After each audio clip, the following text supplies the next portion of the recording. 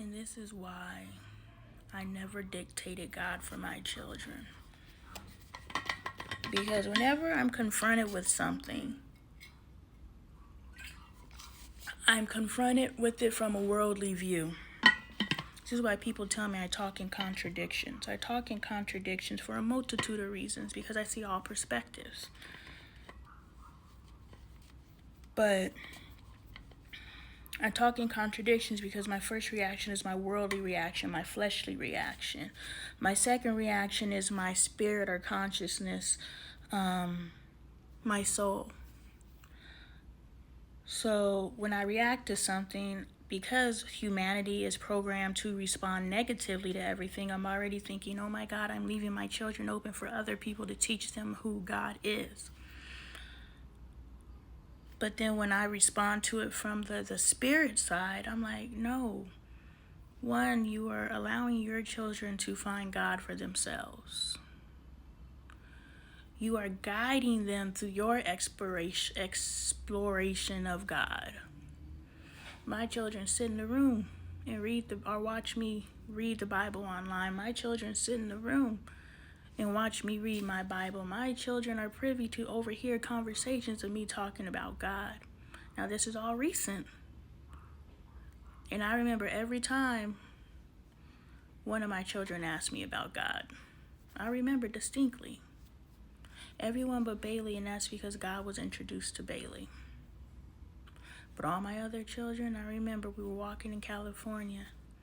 And Angel, I can't remember exactly what she said, but she said something about heaven and hell or something. And that's the first time I knew that she had a concept of God.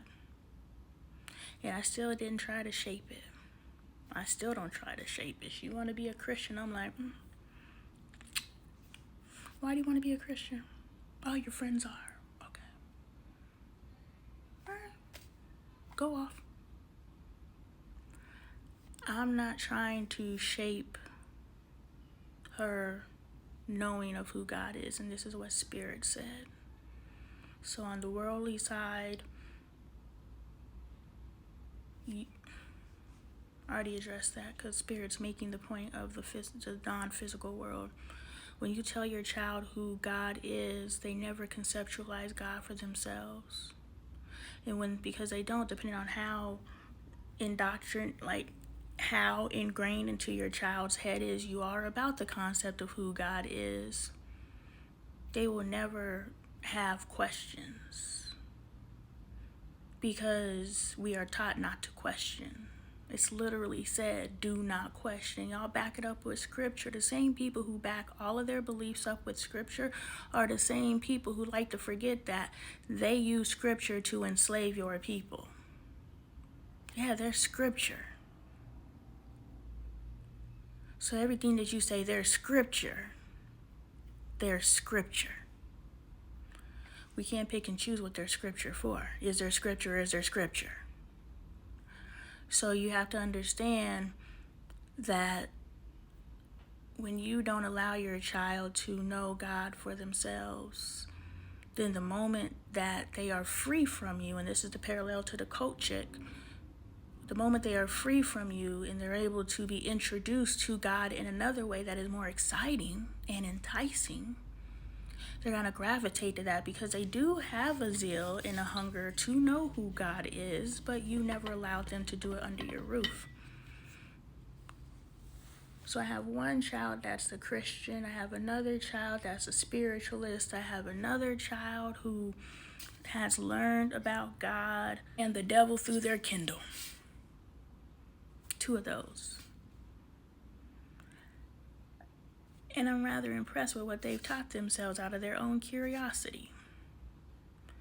And because I have an open relationship with my children, boom, here we go. Because I have an open relationship with my children, they all come to me and they say things about God. And because I actually listen to my kids, just because like when I heard it said something about don't subscribe if you love the devil or something like that. It's just, that's what they're doing. Everybody's talking about heaven and hell now, so why wouldn't they capitalize off of that? When everybody in the world was being rude, everybody was being rude. When they were posting fight videos, everybody's posting fight videos. When everybody was being a deadbeat daddy, everybody being a deadbeat daddy. When everybody's being a baby mama, everybody being a mama. Everybody being sophisticated now, so we sophisticated. This black excellence now this black excellence. Oh, we dashiki now we dashiki. We're just a bunch of followers, and right now God is trend. So when our kids are in spaces that we're like, what you over there? What you listen to? But instead of just jumping down their throat and telling them to turn it off, and they're gonna turn it on when they're not in front of you, like, let's go. Start asking questions. Because it said the devil, and Cayden said, the devil's the worst. I love God and Jesus. And I was like, that's dope, but you're 5, and I know I've never introduced you to who God and Jesus is. So before I start celebrating the fact that you love God and Jesus, how do you know who they are? And now he's able to explain in his 5-year-old brain, and I'm able to give him some information. Make sure he's understanding what he's saying in his 5-year-old brain. If the devil is the worst, why? Because someone told you so? Or how do you feel? How do you know? You don't know because someone told you so. And as long as your beliefs are on the back of somebody telling you so, you don't believe nothing, because someone always can come and tell you something else and you'll believe that too because they told you so.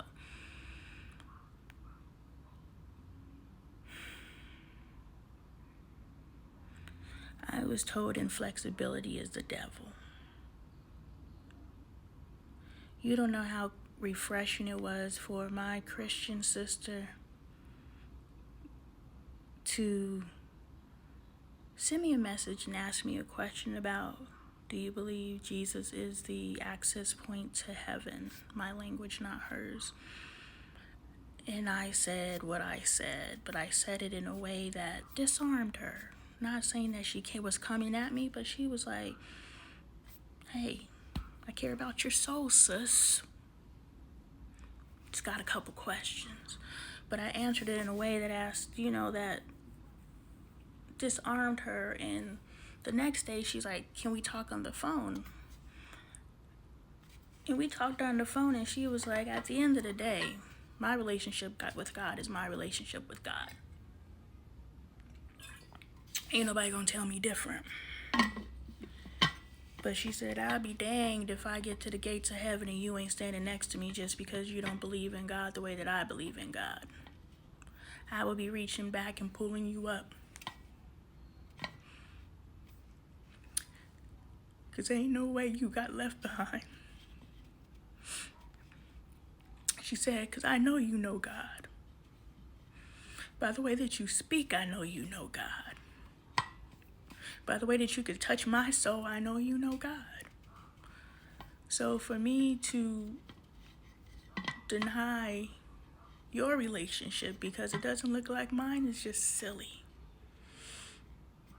And that was so beautiful to me. Because it's the inflexibility, my way or period, that keeps you separated from God. Because if I could tell you how wonderful God is to me, and you could tell me how wonderful God is to you, and now we're communing in the beautification of who and what our Creator is. And some of y'all are so inflexible that your own children can't commune in their truth with their relationship with God, with you, because there's only one way to commune. So yeah, that's why I will never tell my children who God is. I'm just happy they know God.